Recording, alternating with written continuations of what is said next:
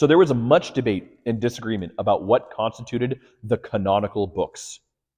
Which means that if you were to ask a Christian in the first 300 years, what books are contained in the New Testament? They would say, the what? There was no such thing as a New Testament at that time. When we talk about these books, by the way, this is what's called the canon. The canon of the New Testament are the 27 books.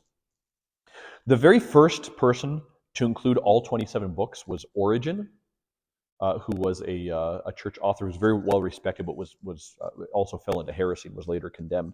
But he was very unsure about some of these things, and he didn't write this very authoritatively.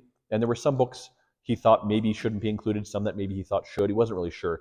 The very first definitive authoritative list that we know of that includes all 27 and no extras of the 27 New Testament books was written by St. Athanasius in one of his festal orations. This is in the year 367.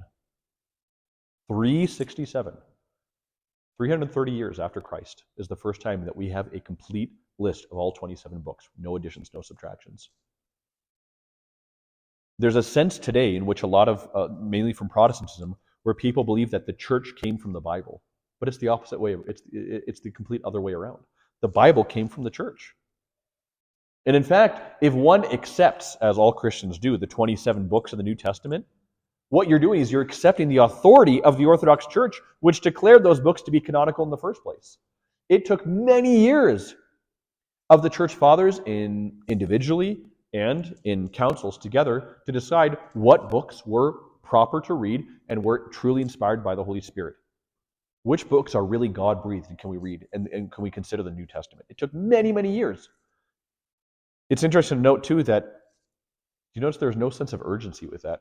There really was no sense of urgency, because if the church is the bastion of the Holy Spirit, like we just talked about, they said, well, the church is guiding us in the life, so we don't really need to, this is not a big concern for us.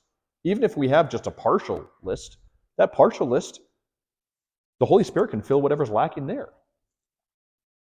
The Holy Spirit enlightened and instructed the apostles on Pentecost. That same Spirit inspired the writings of the Holy Scriptures.